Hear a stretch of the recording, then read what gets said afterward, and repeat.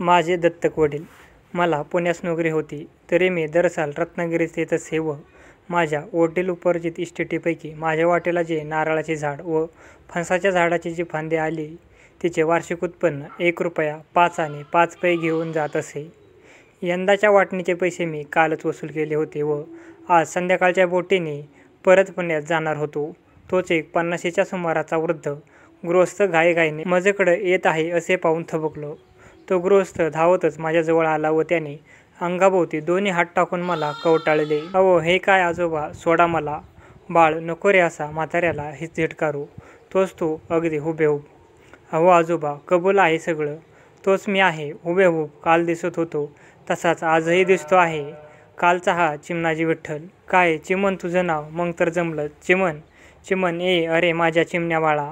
असे उद्गार काढत म्हातारबुवांनी मला अधिकच आवडले. "अहो शास्त्रीबुवा, तुम्ही वेड्याच्या इस्पितळातून रखवालदाराच्या हातावर तुरी देऊन तर नाही ना आला?" "अरे बाळा, मी कोणाच्या हातावर तुरी देऊन आलो नाही, पण तू मात्र माझ्या हातावर तुरी देऊन 20 वर्ष पळाला होतास. पण सुदैव माझं, काल रात्री गुरुजनांनी स्वप्नात येऊन सांगितलं की तुझा बाळ उद्या सकाळी तुला भेटायलाच पाहिजे." मी म्हटलं, "पण त्याला ओळखणार कसं?" तेव्हा गुरुजींनी स्वप्नात तुझं दर्शन घडवलं. आता चल माझ्या घरी. या वेड्याच्या डोक्यात आहे तरी काय हे पाहण्याच्या उद्देशाने मी त्याच्याबरोबर त्याच्या घराकडे जाण्यास निघालो. 10-5 घरी गेल्यावर त्याच्या घरी पोचलो.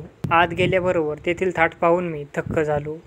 म्हाताऱ्याने रामागड्यास हाक मारून बोलवले आणि थोडी केळी आणि एक पपनस घेऊन येण्यास सांगितले. रामा म्हणाला, "पण अण्णा."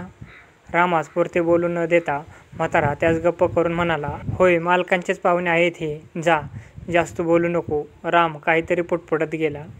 म्हातारा ओरडून म्हणाला, "अहो बाईसाहेब, जरा बाहेर या." एक बाई माझघरातून दारात येऊन उभी राहिली.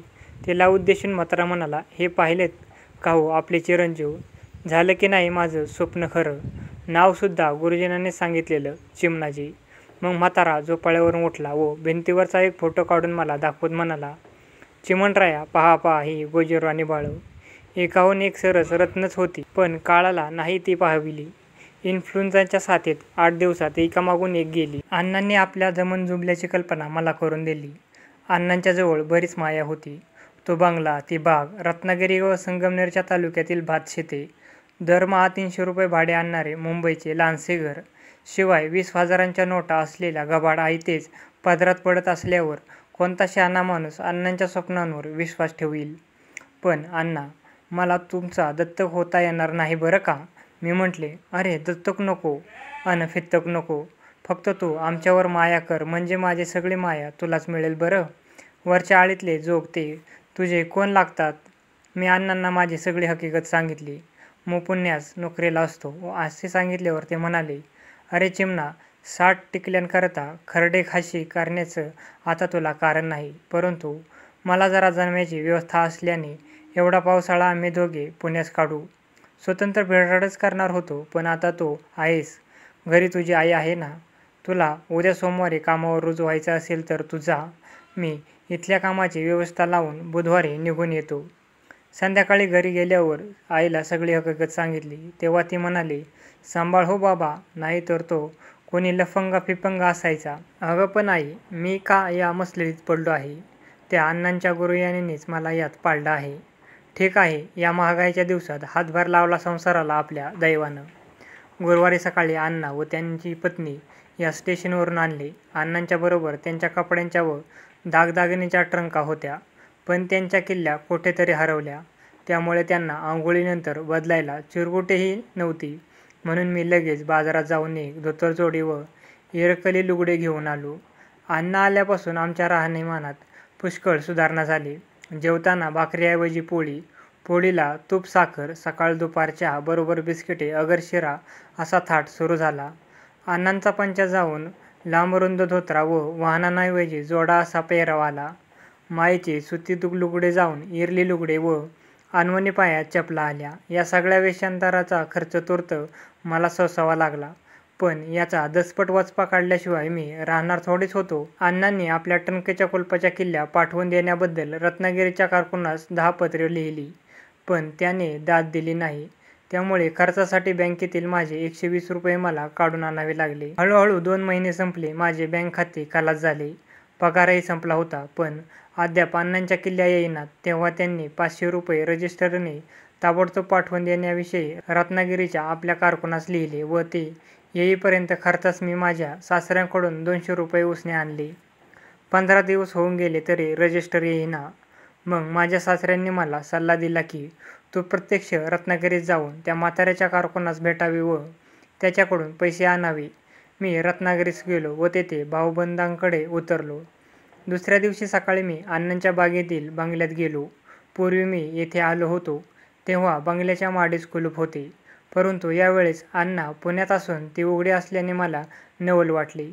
मी ओसरीवर गेलो व पाहतो तो झोपाळ्यावर 3 सुरेख मुले बसलेली. ही भुताटकी तर नाहीत ना असे मला वाटले, कारण ज्या मुलांचा फोटो दाखवून ही गोजीरवाणे बाळे इन्फ्लुएन्झाच्या साथीत गेले असे अण्णा म्हणाले होती, तीच मुले ही. पोशाखही तोच होता. मज करता केळी व फणस आणण्यासाठी अण्णांनी ज्याला पाठवले होते तो रामागडे तेथे काही कामाकरता आला व माझ्याकडे पाहतच, काय पाहुणं, कसं काय, असे त्यांनी विचारले. ठीक आहे, पण ते अण्णा कुठे आहेत रे? तो अण्णा कुठे पळाला त्याला काहीच पत्ता नाही. म्हणजे ते अण्णा या बंगल्याचे मालक नव्हे? अव कसले मालक?